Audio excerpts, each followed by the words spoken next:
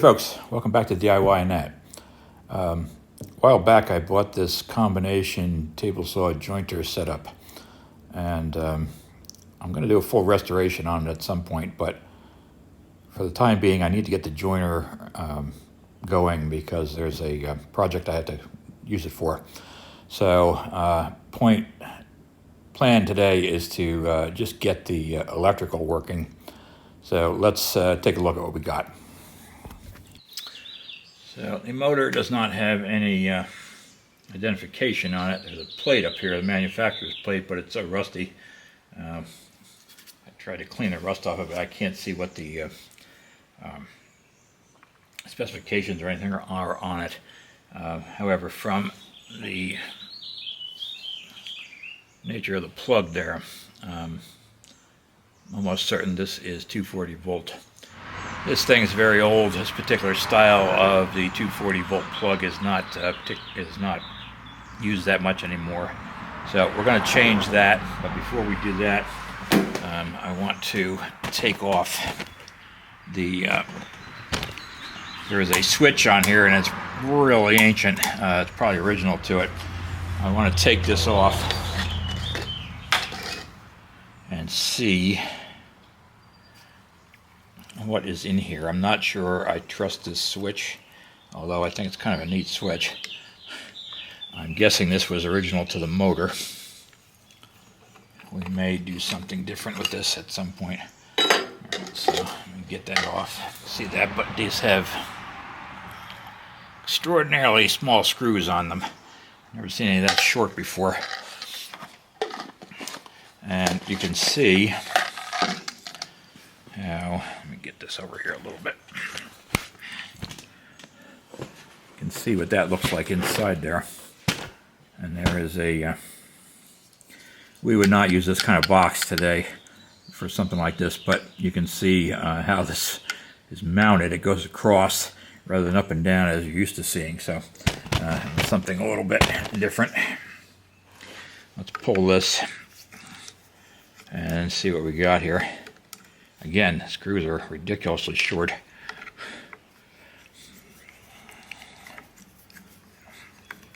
Oops. Get those two. Let's put them away so we do not lose them. We'll pull this out. Now, that indicates somebody might have been in here at some point doing some wiring. Maybe they changed something. I'm not sure that type of wire nut would have existed back in the day. I'm not positive, but it might be original. I'm not sure. I don't know the history of wire nuts, but you will notice here that there are two leads coming into the switch. That is not what you would normally see, because if it's 120 volts, you would only have one lead, 120 volts on one leg, and there wouldn't be that second leg. But this is a switch for a 240 volt setup, and so we have two coming in and of course two going out. So what I am going to do is to bypass this. I think what I will do is take this off, and it doesn't really matter, I don't think, but just to keep this coordinated here, I'll just take one side off to start with. Now that's got a ring terminal. All right, somebody's probably been in here at some point. Oh, actually, they both have ring terminals. All right. Oops. Those are my screws here. Switch might be fine, but I just don't want to take a chance on it right at the moment.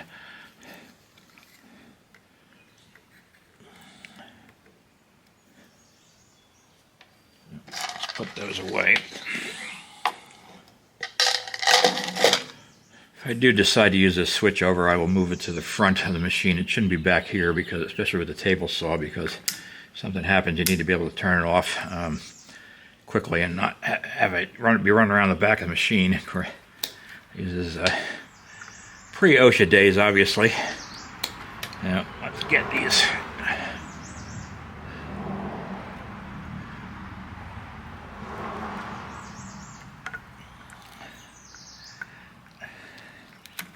That has some seriously thick insulation on it, that one.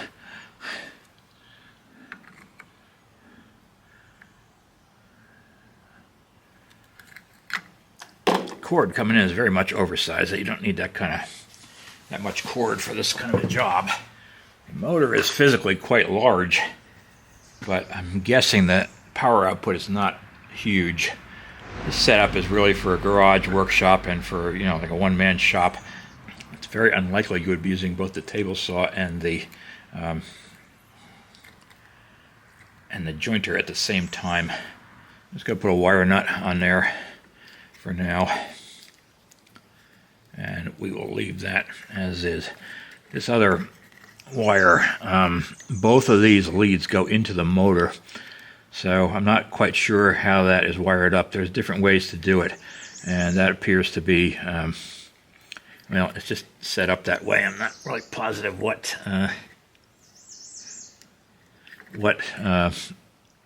that does, and without seeing anything on the motor, there may be a wiring diagram on the plate, but as I said, it's illegible, so it's probably just connecting two of the fields together, and then it will be fed through one of these incoming lines. So I'm not really positive. I don't know that much about the intricacies of how that works. Maybe I'll look it up for fun, find out a little more about it. So that one's done.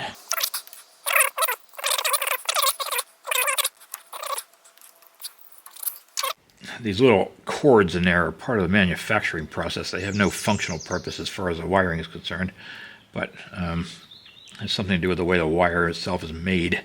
So every wire has some kind of little funky thing in there. The modern wire has paper things that go through it, but these old ones, you'll often see fabric of some type of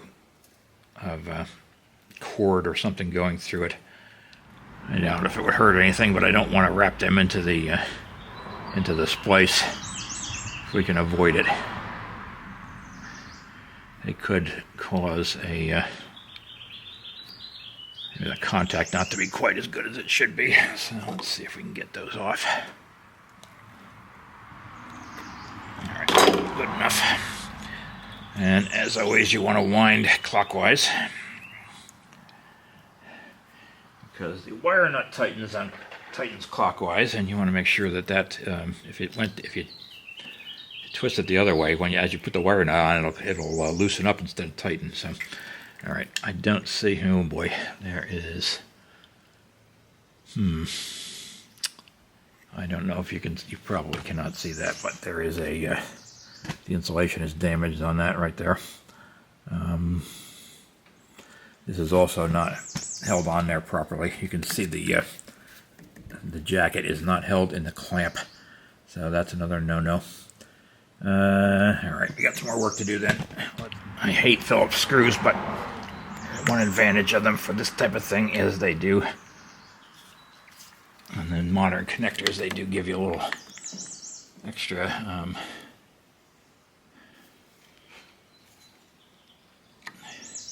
make it easier to get the screw in and out.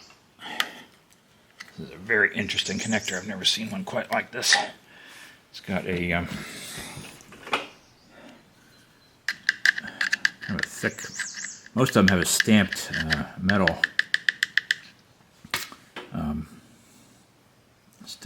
bridge here on the closing side of it, and this one seems to be a casting, so it's kind of interesting. I've never seen that before.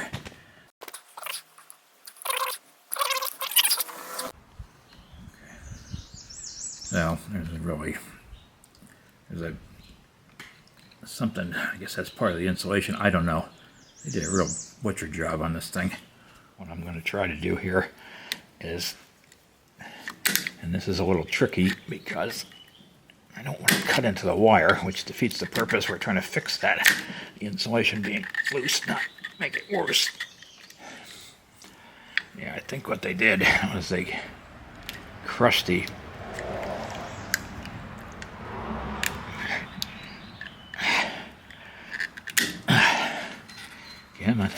there we go. They crushed the insulation, the jacket, jamming that in there. It was really a butcher job on that. Somebody didn't add a wire. Let's see if that's enough. No, it isn't. Let's go back further. I'm going to replace this entire cord eventually, but as I said, for right now, I just need to get the joiner going, as long as it's safe to use. Ow! That's right, bash your hand while you're doing it. As long as this is safe.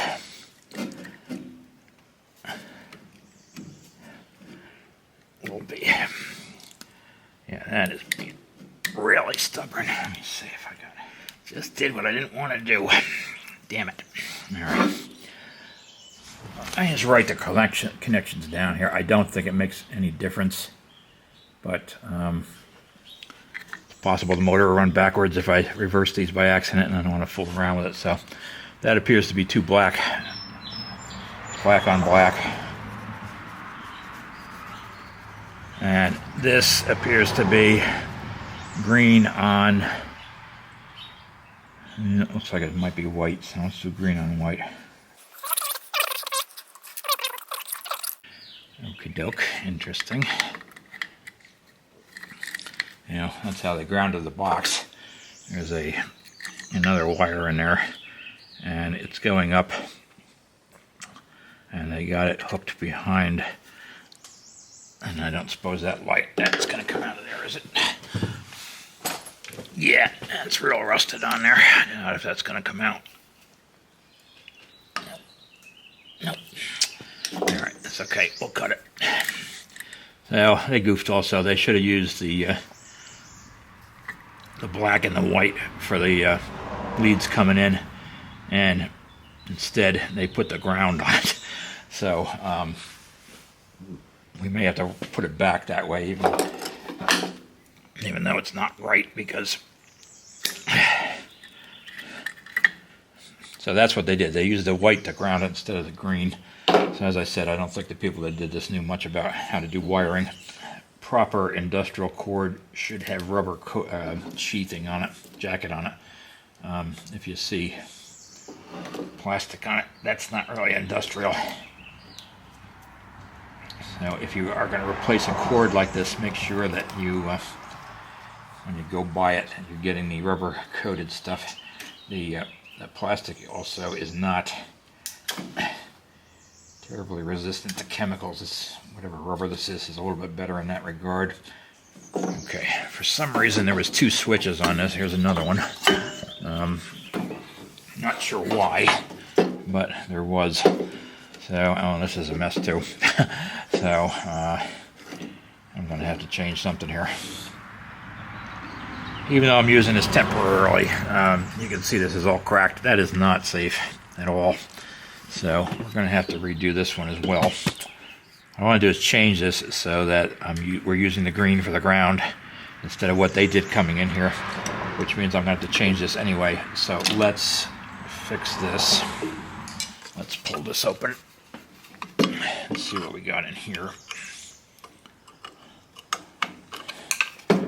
Okay, so again, this switch looks a little bit safer, so I don't mind using that one. You don't do that. Look how short those wires are. That is a no-no. I know there's not a lot of room in this box because this is deep, but you do not do that. That is a really crappy way to do that. And again, I use the green as one of the hots, and they use the white as the ground, so not too swift. I don't know how they pulled that off, but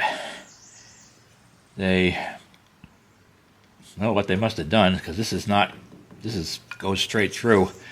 They must have cut the insulation off that section, which is probably why the wires are so short, because they didn't have anything to work with. And they slid the box all the way down the wire to that point. Now that's basically to save one wire nut. They did all this. They made these this short and made it that hard to take everything apart. So not, as I said, I don't know who. This was probably a homeowner type of machine. So I'm not picking on DIYers since I'm one myself, but I'm not impressed with what I'm seeing here as far as the wiring. And after all that, the box wasn't grounded either, so really a bad setup. So, as was assuming that the newer switch was better. I should not have assumed that. Let's make sure that this actually works. So that's off. Got nothing on that side. I'm doing a continuity test here with the multimeter. So that's, set that, put it on. Let's see if we get anything. All right, that side's working.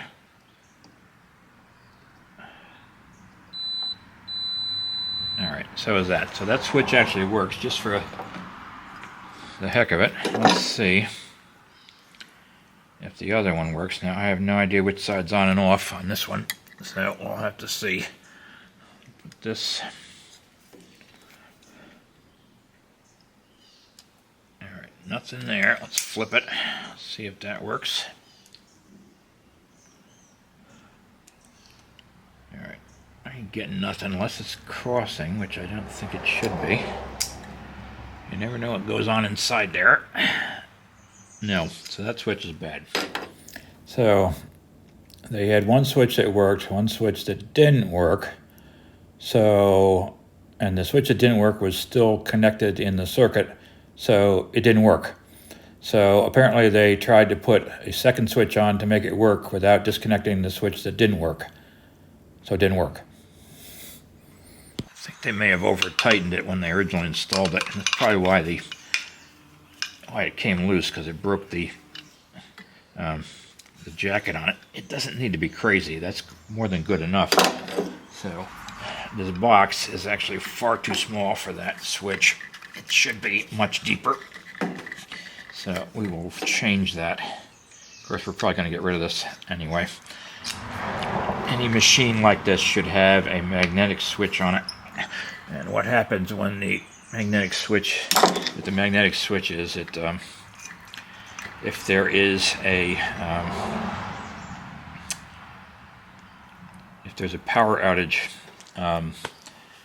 it trips it, and it will not, the machine will not turn back on when the power comes back on. You have to reset the switch.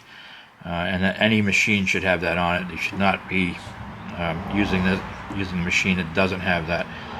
I am going to put one on here, but I don't have a 240 volt one right now, so I'll just have to remember to make sure to unplug this thing if the power goes out and I have to walk away from it.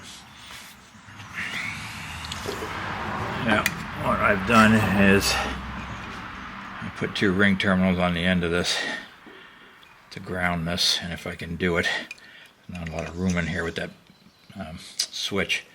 I'm going to try to put them underneath the screw when I put the switch back in, and hopefully that will ground the box, and this should have continuity between here going down. And another thing I'm going to do is I'm going to take some sandpaper and I'm going to clean up that surface a little bit where that's going to mate, just to make sure the box is grounded. I don't know whether the motor works. There could be a short in there, and I don't want to get zapped when I turn flip the switch on. So I want to make sure this box is grounded properly. All right, that should be good. What really ought to be used here is some proper 3-conductor cable. This is 2-conductor, has the white and the black. What you really should do is have red and oh, crap off of there. What we should really have is red and black for the hots. A 240 volt. Let me turn this a little bit so you can see a little better. 240 volt circuit does not need a neutral. What happens is the other leg, you got 2 legs coming in, both of them are hot. When one leg is on, the other leg is off, so the other leg serves as a neutral back to the utility. So on a 240 volt circuit, you actually do not need, to make it work, you do not need a There you go. A neutral wire. However, the electrical code has changed, and I think at this point they do in fact require it, even though functionally it doesn't work. It doesn't really do anything. I believe they do require that to have that wire in there. It doesn't need to be connected, I don't think. I don't think the code requires that because there's nothing connected to, but it does. It does require a neutral conductor, even though it really doesn't do anything. They want it in the box, basically, is what it comes down to, in case somebody needs it at some future date. So.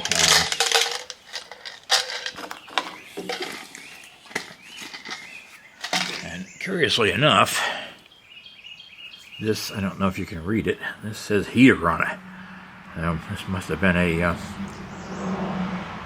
it's been intended as a switch to control a furnace or something, I don't know. But, yeah, I'm not sure what that's about. And there's also another lug on here, and I don't know what that's for either. Maybe that's a ground. Don't know. Any manufacturer on this? Yeah, there's something on there. It's hard to see because it's in Plainville, Connecticut, whatever it is.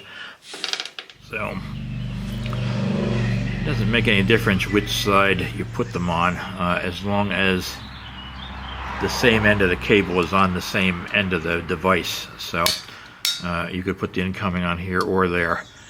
Modern ones, they will label the in and out. This one's so old that it doesn't have a label on it, but functionally it does not make any difference. Yeah. I just decided not to continue to try to use this. It's got some issues here. You'll see how close the terminals are to the mounting strap. The mounting strap will ground against the box.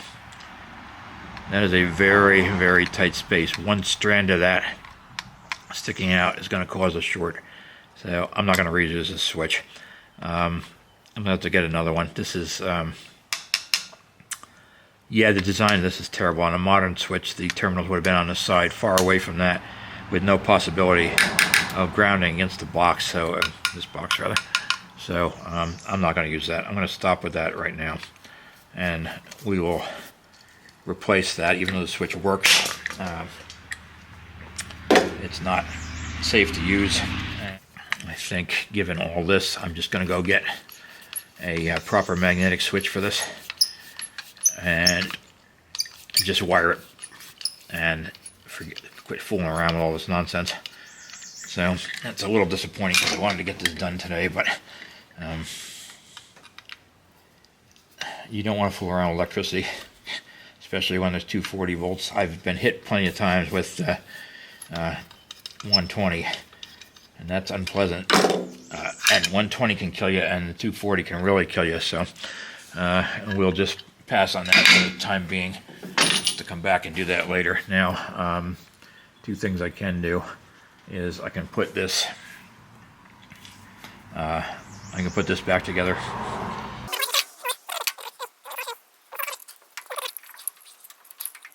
Fabric is a real nuisance. I remember fixing a lot of old houses, the wiring in them, and this was always a pain having to deal with this. And a lot of the residential work, they would had a cloth jacket on it too, and that was also a pain in the butt. So various things I do not miss doing. Doing all this stuff, I don't even know if the motor works. Yeah, that's very interesting. See how thick that bridge is on the other side there? And it started to come apart inside, and that would have eventually nicked the wire. So that's an old bomb. Kind of interesting how they did it, but I'm still throwing it out because the intention was just to replace the end of the plug on this thing. And now, an hour and a half later, we're rewiring the whole thing. So, yeah. Not what I had planned on doing, but that's all right. For all that, what I'm going to end up doing is I'm just going to change the cable. I intended to change it anyway. I bought cable in order to do it. So I'm going to go ahead and bite the bullet since I have to go get the switch anyway. And I will just move the switch to the front of the machine as I planned on, and we'll stop mucking around with this, and all this old stuff we'll get rid of. I mean, we've got one switch that's not working, one switch that's a dangerous configuration. There's no point in farting around with it. Let's just get rid of it. Change the connector. One of the nice things about these newer connectors is they have a square drive in the middle of them also. So you don't have to monkey around with Phillips or with a slotted screw on there. You can just use a square drive, a Robertson, to do this, and that makes life a lot easier. This little pigtail is rounded to the motor case, so we'll go ahead and use that even though it's white. When we take this apart to paint it, we will correct that little issue. But for now, what we'll do is just going to ground the just going to connect the ground to that, and we will straighten that out after we're going to take this all apart to paint it anyway, so we'll straighten all that out when we get to that point.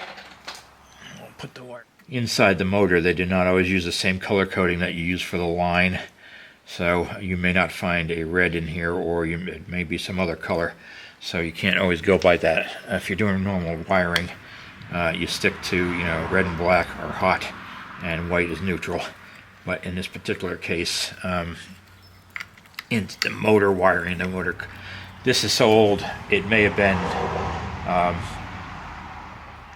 been wired inside here before they even had standards.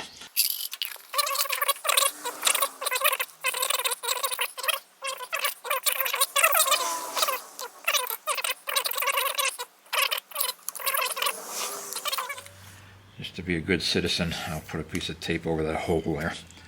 But nothing's exposed, so it doesn't make any difference. It does say on and off on it, which is nice, but okay, that'll do that. So basically, we've gone around in circles pretty much. The whole point of showing you this is that you're going to run into all kinds of issues with old machines, and especially with the wiring. Wiring standards were not good back in the day. And all these materials are very old on these machines, so you're going to run into some problems. So I'm sure this wasn't terribly exciting watching me go around in circles, but this was just to show you some of the things you may run into. In the next part of this, I'm going to show you how to put the plug end on, and I should have the magnetic switch by that point, and I'll show you how to wire that up also. So in the meantime, thanks for watching, thanks for subscribing, and we'll see you next time.